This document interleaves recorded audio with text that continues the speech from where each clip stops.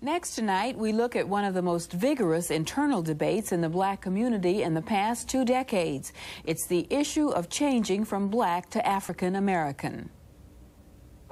It had only been 22 years since the last major name change had occurred. It happened just after a white racist shot James Meredith, the first black graduate of Ole Miss. The shooting occurred on a southern highway as Meredith was leading a voter registration march from Memphis, Tennessee to Jackson, Mississippi. It so enraged student activist Stokely Carmichael that as he emerged from a Greenwood, Mississippi jail where he had been held for his voter registration work, the first words to emerge from his mouth were "Black Power." It was the beginning of a major new phase in black confidence and self-assertion that captured the imagination and stirred the consciousness of black people all over the world. Now, according to some polls, a majority of black people have said they prefer the term African American. But the issue is far from settled. I prefer to be called African American because African American reflects the true nature of my cultural heritage. And I think it's better for you to be called black. What's wrong with that? It's different black. It's black Africans. It's black West Indians, you know. Black is beautiful. That's what I have to say. I'm an American, whether I'm a black American or what, don't make any difference. I'm just an American. You had the caucus in the election, they kept calling him Greek American, so being that every black person over here has African heritage, you know, it should be called African American.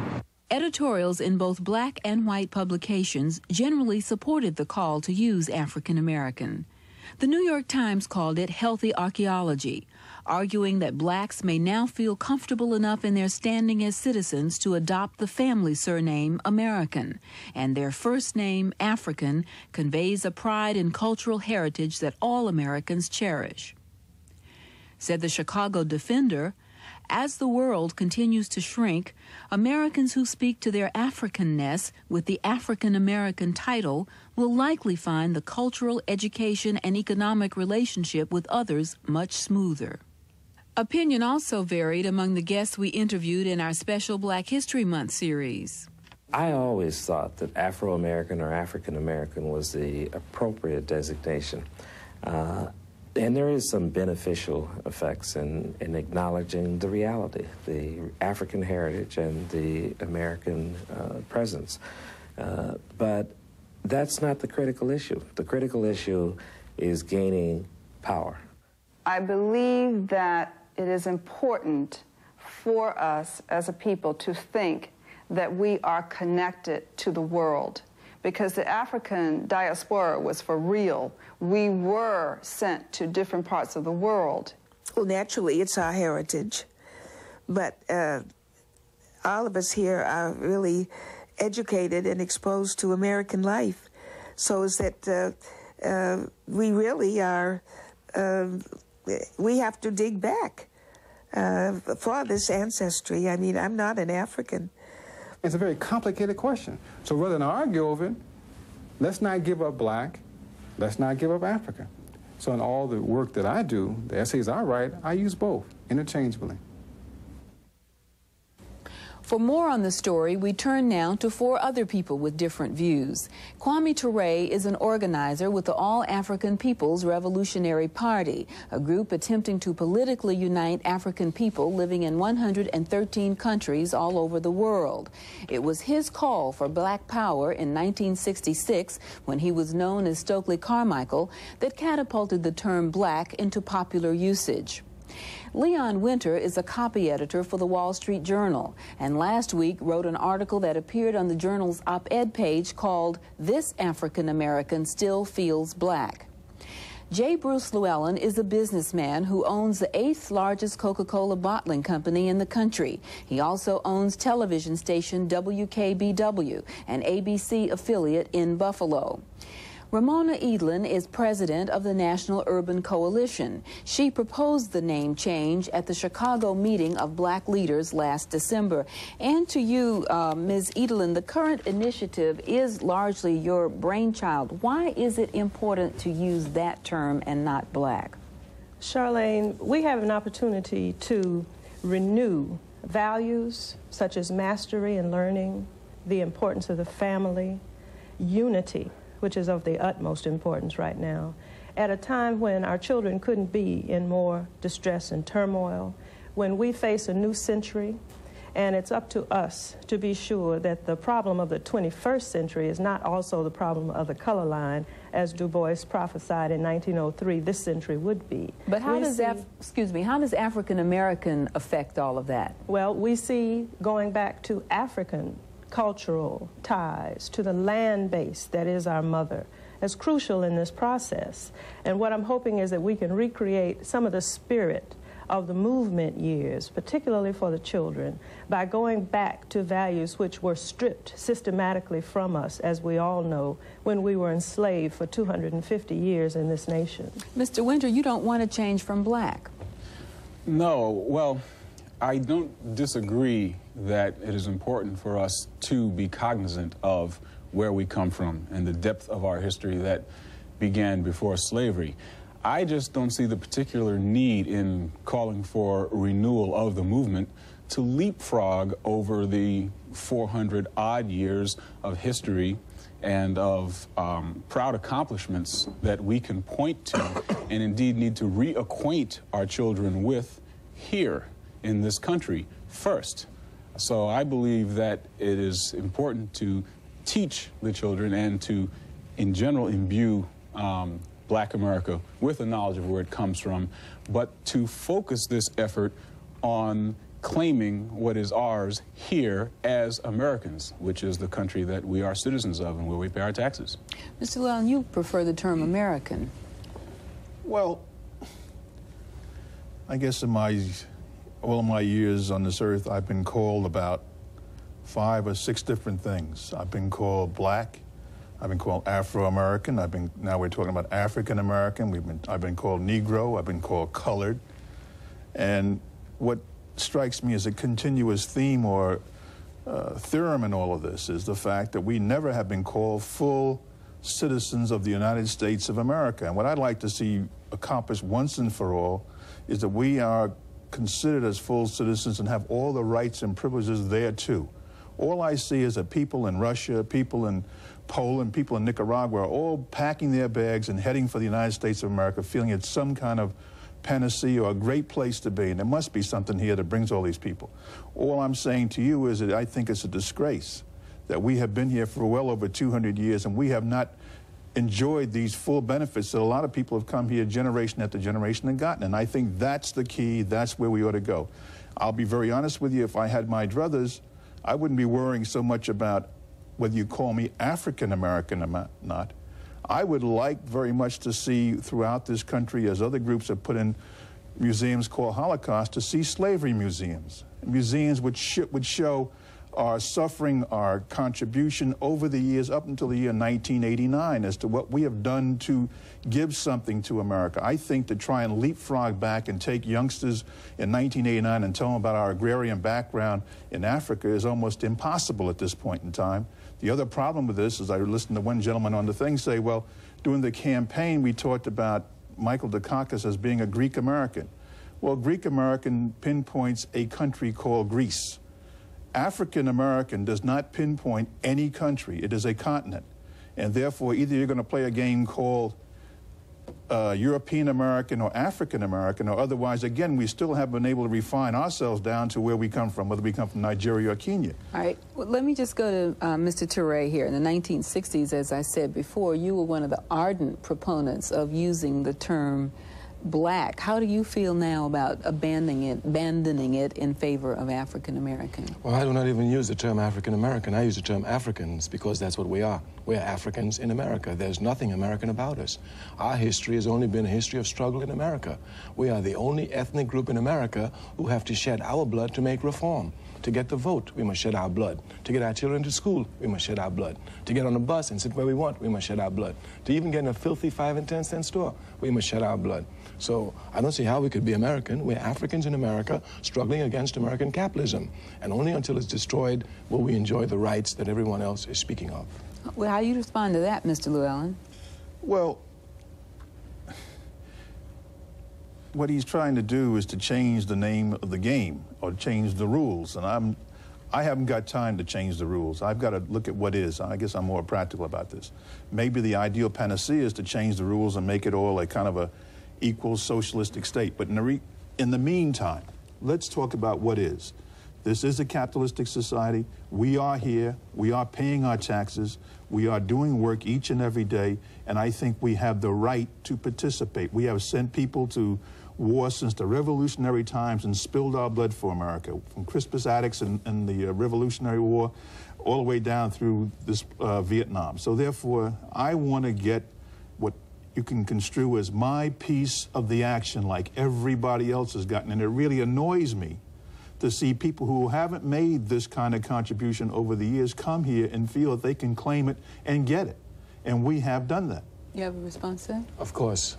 In the first place, just because we're in just because we're in the capitalist system doesn't mean we must love it. We were made slaves.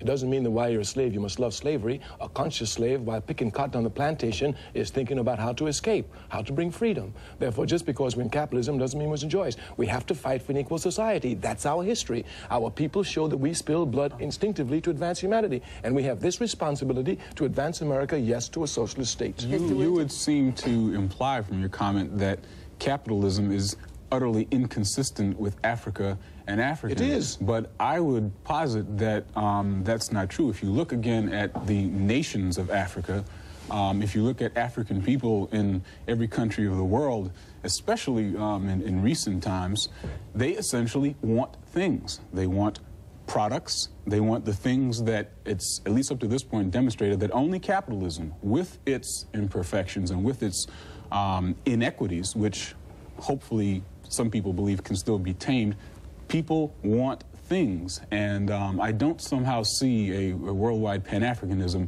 as also spelling the death knell for capitalism at the same time. It seems inconsistent. There are too many people who want cars in Lagos, Nigeria. Last time I checked, the traffic jams are horrendous. I don't think we can solve that one right now, but let me just go back to Ramona, Edelin, because both Mr. Wynter and Mr. Llewellyn talked about how they don't think it's possible to leapfrog over a lot of history and go back. It's impossible to go back to the agrarian life, that you can't even pinpoint a place in Africa where black people come from, if I'm paraphrasing your comments correctly. How do you respond to that? Well, first of all, our culture and heritage in Africa entail far more than agrarian economies. Mathematics and science were born in Africa, philosophy and religion, and as well as that, we've been accomplished musicians and dancers for centuries. There's so much in our cultural heritage that we need to recoup right now, particularly for the children.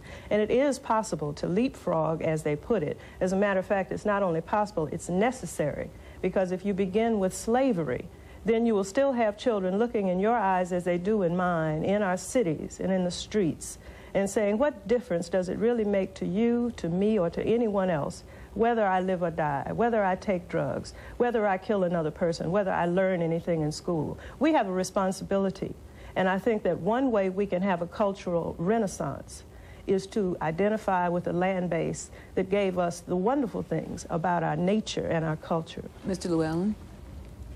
Well, that all sounds very nice and wonderful, but I invite you to take a look at Africa right now and today and look at the situation in Eritrea against Ethiopia and all the other things that have happened, Biafra with the Nigerians and what have you.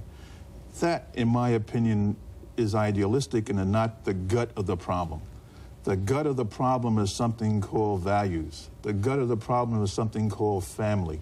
The gut of the problem is something called importance. What do we construe and believe to be important? I would submit that without a cultural offensive, without our unifying at this particular time and saying what we believe in and who we are and how we will train our children and what our families mean to us, that we will continue to have those same gut issues. That's precisely the point. We will continue unless we develop a cultural vehicle which will move us forward. All groups move forward by strength of their culture. It is a myth that individuals move forward. And certainly we cannot accept 2 or 3 of our group emerging year after year while the vast masses of us continue to go down. We have a responsibility. Let me raise a point back to you, Kwame Ture. When you launched this move that resulted in black being adopted as the defining symbol for African American people. Many people felt that it helped to purge them of all the negative feelings about themselves, that it really represented the first major psychological break. And you heard the woman in the tape talk about black is beautiful. I mean, that was the most positive affirmation of blackness by black people. What do you say to people now who say you simply cannot abandon the term that came to symbolize so much for black people? Human progress does not stand still. It moves. We came here as Africans. One of the first organizations we had fighting for us is known as the Free African Society. The very first independent organization we had in this country was the church. It was known as the African Methodist Episcopalian Church. So from Africans, our oppressor has changed us to colored, to Negro, to this, to that. We understand it's a step. Coming to black had a powerful point, because the point was that we were oppressed because of this color of our skin, and this was racism. But this fight is not just a fight over the color of our skin. A fight for power is a fight for land. When Mr. Llewellyn speaks about power, he's talking about land. Our land is Africa. America is not our land. It belongs to the American Indians, and we have a right to stand and take a moral struggle with them. And we don't worry about people being for things. People want things is incorrect. The point is not to explain the world. The point is to change it. If the people want material things, then we have a responsibility to tell them that things more important than material things, like freedom. Mr. Winter? Well, I can't claim to have been there, indeed, when black was coined, because I was somewhat in high school and I was on the listening end as, indeed, you were doing the talking. But it's always been my feeling that black was more than the recognition of where our blood comes from. It has a lot to do with the experience of people of color in a larger sense under colonialism, whether it was external colonialism, let's say in the Caribbean, or the internal colonialism that we had to deal with here in the United States, rather than simply a statement of Africa. Because the fact is, we have become more than simply descendants of Africa. We have created a lot of what America is in our own image. When you talk about this cultural-based offensive, I would rather see us claim American culture, which is not European culture. America does not mean white. American doesn't mean white. It means a combination of European and African and Asian and the rest of the cultures of the whole world. This is what America is. And if it denies the fact of what is African within it, then it is up to us to continue to assert that no, America does not mean white. America means a melting and a combination of things. I think that's the point. We are saying African and American, and not everyone is willing to say American, and not everyone is willing to say African. But the point is, we are trying to merge the two, and American society at this point in time does exclude the African reality.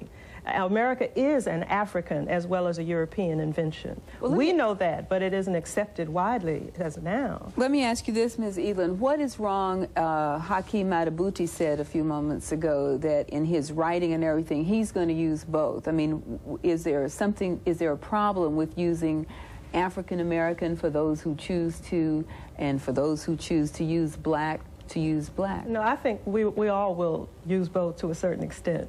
First of all, it's going to be hard to break old habits that were very dear to us, and I certainly was along with Stokely in the days when the name was changed. But it is important to continue to draw the consciousness of our people to a set of values which were positive and productive for us. To call our mother's name is Africa. We are children without her if we leave that out, and I think that it's fair to say no one of us is satisfied with the status quo today. Well, it seems that Time magazine, in fact, has a piece on this week, and it says that for more than a century, descendants of freedmen have debated what name they should bear as a people, and in every instance, the shift in the change of appellation coincided with a new phase in the struggle for equality. Is that what's going on now, in your view, and what stage is this? Yes, and I think this is a point of evolution in our culture, and it's the stage right before we cross the threshold to the 21st century. I think we are saying that there's a quickening of our will. We will not cross the threshold of the 21st century in the condition that we are today. All right, let me ask Mr. Winter, what do you think about that? I don't necessarily see this as a quickening, if you will, in that kind of direction. It seems to me that a move like this is an attempt more at a rhetorical assertion to sort of put a new name on things. But I don't see where it quite takes us to getting a better handle on what is immediately in front of us. Maybe I should say, Charlene, that the cultural offensive is going to entail agenda setting, goal setting, working together to achieve our purposes. As you well know, Charlene, in the movement years, when you decided to desegregate the University of Georgia along with Ham, we were unified around your decision. We were purposeful. We were powerful. There was a sense of destiny, and we achieved our goals. What we are so sadly lacking now is any sense of purpose or destiny. We are not setting agendas. We are not working together, though we're working very hard. But is that because we don't have the right name? Well, the name change is the first step in what we hope will be a self-conscious examination of our culture, going back to our ancient as well as our contemporary strengths, and pulling together a vehicle which will be more useful to us than the one that we are now engaged in. If anyone is satisfied with the status quo, I'm not aware of it, particularly our children. Mr. Llewellyn, just very briefly, do you see this as a critical stage in the evolution of... I swear, I do not know why people keep talking about what the container is called. It's what's the content of the container. This won't get us into the 21st century unless our kids can read, write, compute, and be able to compete in this country to make a living and to make progress. If that doesn't take place, we can put African American on them, we can put Negro on them, we can put anything you want to put on them, but they're not going to play the game in the 21st century because the field is getting tougher and tougher, and this not a level field. Bruce says you know. Wait, just a minute. Let me just get we're about to run out of time. Mr. Ture, a final comment on that point. The error of the thinking here is that most people think that Africans in America came here just like other immigrant groups did. All other immigrants came to America expecting a better way of life. We started in hell, which was a slave ship, and we're still in hell. This incorrect assumption makes it appear as if we've made a contribution with our culture. Our culture has been trampled upon, not the others. Any contribution we've made to America is the test of the strength of our culture in spite of this oppression. We are Africans, and that's exactly where we're going. Is the term, in your view, is that where you end it? Is that where it stops? The content was African. The label has been changed to confuse us. If we came as Africans, how do we end up as Americans? How do we end up as... I would beg to differ here that my ancestors came here in a slave boat. They didn't. They came from the island of Jamaica, and they came on their own because they thought it was a better place to be than Jamaica. How did they get to Jamaica? They came as slaves to Jamaica. I was born in Trinidad. That's where the slave ship dropped them. We're all slaves. Right. We're all slaves. We can't solve this one. Jamaica. Did you decide to drop in Jamaica? The white man dropped you in Jamaica and brought you to Mississippi. Right. So you don't define yourself by the enemy? No, I define myself as the fighting places where I'm at. Where I used to be, or where I thought I was. So if you're fighting on a slave ship, we fought on the slave ships. We fought on the slave ships. Did you call yourself a warder? And you're still fighting in 1989, right here in New York City. Until Africa is free, we won't be free. All right, one final practical note. Mr. Winter, you're the only editor here. Mm-hmm. How should the media deal with this? As you can see, there's a debate over the issue. What about newspapers, television, books, magazines? I mean, should they continue to use, Haki said he was going to continue to use both. I mean, what kind of guidance do you think should apply there? Well, speaking immediately for newspapers, and again, while I don't represent directly the Wall Street Journal here, I can tell you that they have discussed this issue recently and concluded that they will wait and watch to take the general standard of what comes to be common usage among black people in general, as at least we'll call it now, and moreover among academics and political and social leaders and that sort of thing. And if a consensus appears to emerge, then style changes will probably be forthcoming at our paper, and I believe in fact the New York Times has said similar things, which is about all they can do, because to them it's, well, there's something going on there in the community and we don't really know what to make of it. All they want to know is that they really don't want to offend anyone in the end. If it becomes apparent that everybody wants this, then they'll likely go along, although they will use people of color in the media as sounding boards to make the decision. Well, I'm sorry, we'll just have to wait and watch and see what happens because we're out of time. Ms. Edelin in Washington, thank you for being with us. Mr. Wynter, Mr. Llewellyn, and Mr. Ture. Africans.